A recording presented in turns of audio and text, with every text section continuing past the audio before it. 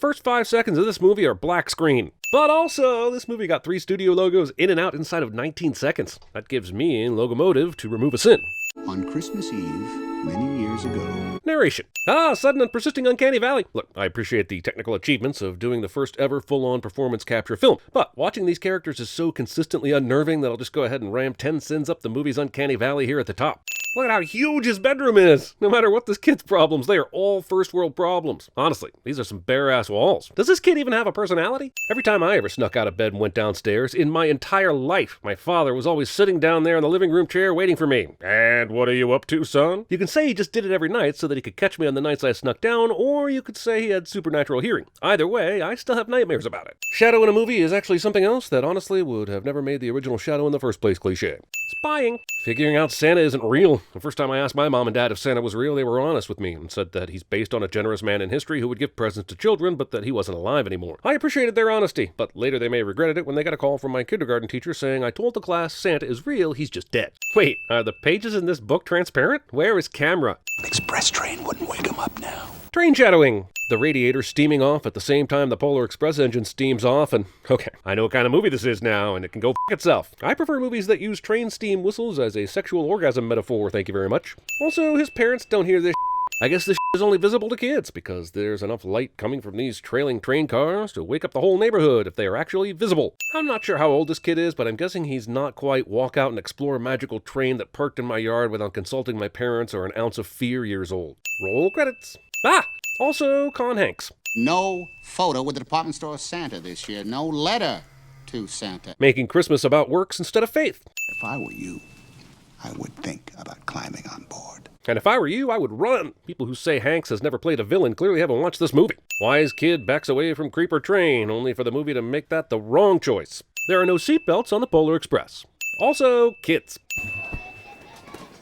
Staring. Of course. It's a magic train. A fact that will not keep me from sinning the hell out of it when it does nonsensical stuff. And if I see one butt magic in the comments, I'm launching some of my own butt magic directly your way. It's a Baldwin 284 S3 class Berkshire-type steam locomotive. Rail fans.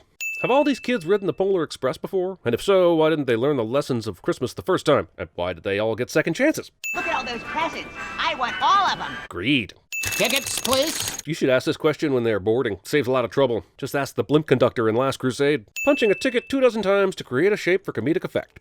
Christmas may not be important to some people. Like 3/4 of the world, actually. But it is very important to the rest of us. No f***ing shit.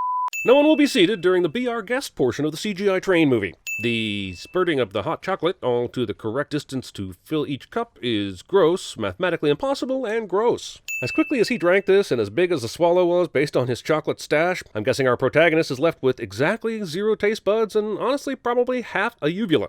I see these pots have a post-coital urination setting. Nice. Dick sweater.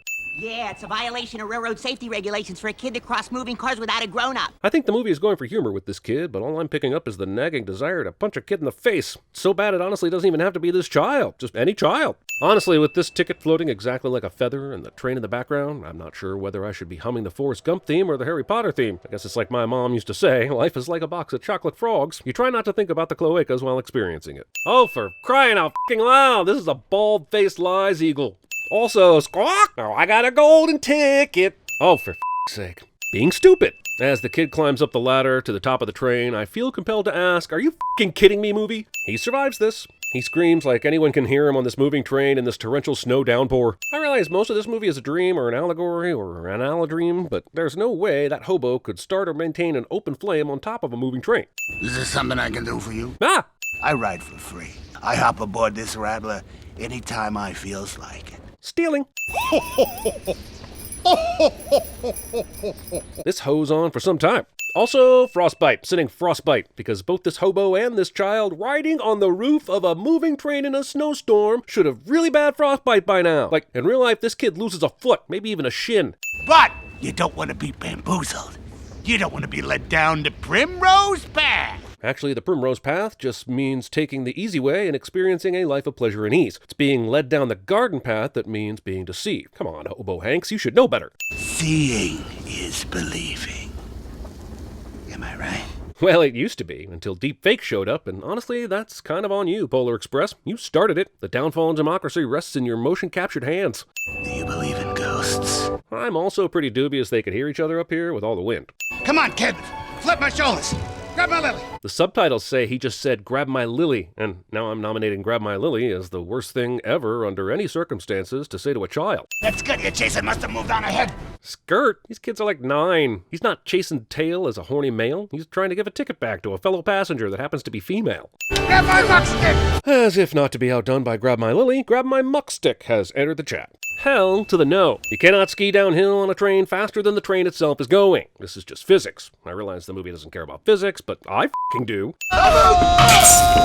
One does not slam a light bulb into position. Caribou! I'm confused too, considering there was absolutely something with light down the tracks. Animal eyes reflect, but not from that far away and not that brightly. Unless, of course, it's Rudolph's cousin, Caribudolph. I make that hurt to be at least 100,000, maybe even 1,000,000. That is a huge f***ing leap. Well, that's just inefficient track design right there. It's almost like this section was designed to simulate a roller coaster instead of actually make sense.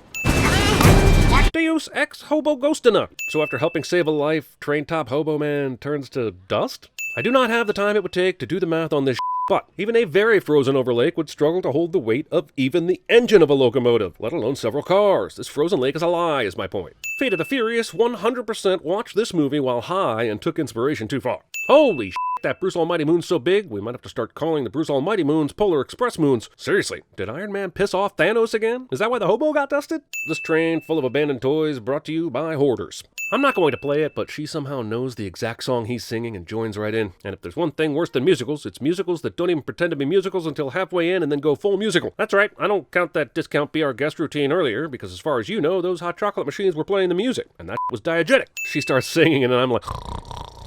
Why is the train track from here to the city so f***ing zigzaggy? This is just wasteful of materials, time, gasoline, etc. Okay, I've had enough of this train growing extra cars when it wants to be more cinematic. It started with 5 or so, grew to like 20-ish when it was Dancing with Wolves, was back down to 5 when they did the downhill train slalom, and is now back up to who the hell even cares how many as they approach the North Pole. I get it's a magic train, but when the magic is being used to serve the cinematographer and not the characters, I'm still adding a sin. Movie at least doesn't shy away from showing all the pollution from trains. We're gonna be okay. Baby, no! Hey Larry, a movie's gonna be on IMAX screens in 3D. Should we do anything special? Sure, why not a POV roller coaster sequence? Larry, you're a genius. No one could ever get bored with those. Let's do 3. Sudden Hobo reappears to save the day, and I hate him so much. Stand By Me called, and it's putting you kids on blast, FYI. Welcome to the creepiest Jumbotron in the history of troning jumbos. Plus, what good are these names? There's no way you could read them from below, and their first name only. How is any of this useful information? I'm from Grand Rapids. Michiganders. Painting the Great Lakes the same color as land on your globe. Hey, boss, are we taking the pneumatic?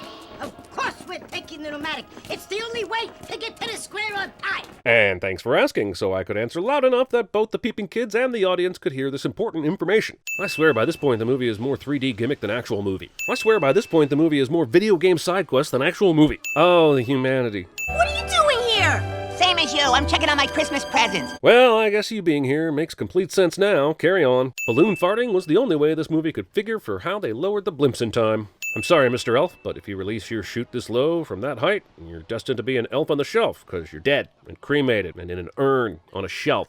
Good thing these guys were already bungeed in for a possible star rescue. Does this happen every year? Also, I guess Aristotle was right. Objects do fall at different rates. Suck it, Galileo. But since it's Christmas, I'm gonna let you slide. So, elves are dicks then? I just want to be clear that we all agree that elves are dicks. Can a movie die? I'd like this movie to die, and suffer in the process. Christmas trees made up of people. Crowd surfing reindeer.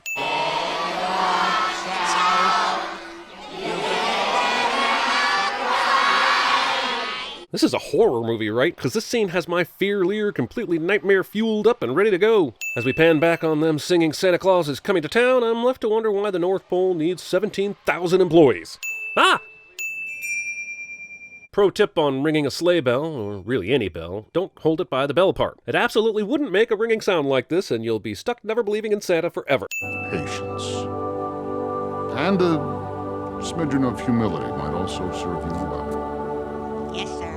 And you, young lady, This is some Wizard of Oz right here. Just remember, the true spirit of Christmas. Skip! Laser whips. Seems like the reindeer take a good several seconds of leg whipping before they get going. And that's hilarious, but also humanizing. And I'm not even sure what I mean. But I'm adding a sin. It's not really a Christmas movie without a forced Steven Tyler cameo. It's like the creators were afraid the movie would be too timeless and wanted to make sure they threw something in at the end just to make sure it wasn't. Also, I do want to close my eyes. I do want to fall asleep, cause this is embarrassing, baby. And I wouldn't mind missing this thing. Sigh. No human can cut holes in any kind of paper this quickly. Leaving the front door open. Were you born in a digital barn? One thing about trains.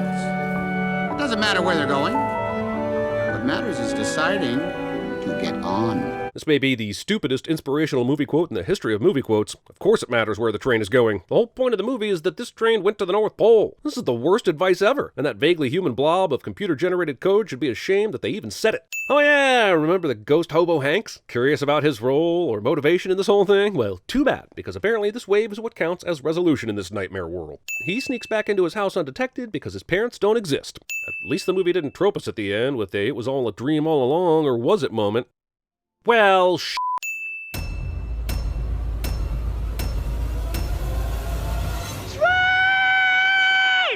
Do you hear the ding in your head when you watch movies?